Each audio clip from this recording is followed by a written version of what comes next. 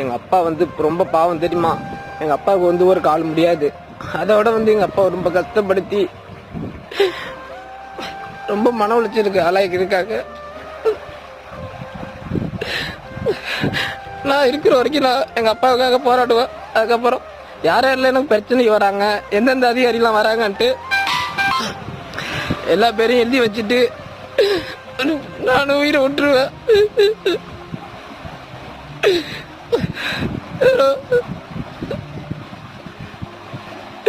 எங்க அப்பா கோசரம் தான் நான் அனுப்புறேன். எங்க அப்பா ரொம்ப கஷ்டப்பட்டிருக்காங்க.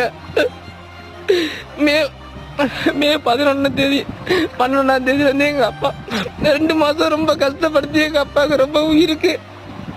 எங்க அப்பா உடம்பு இல்லை, எங்க அப்பாவுக்கு அந்த அளவுக்கு கஷ்டப்பட்டிருக்கு.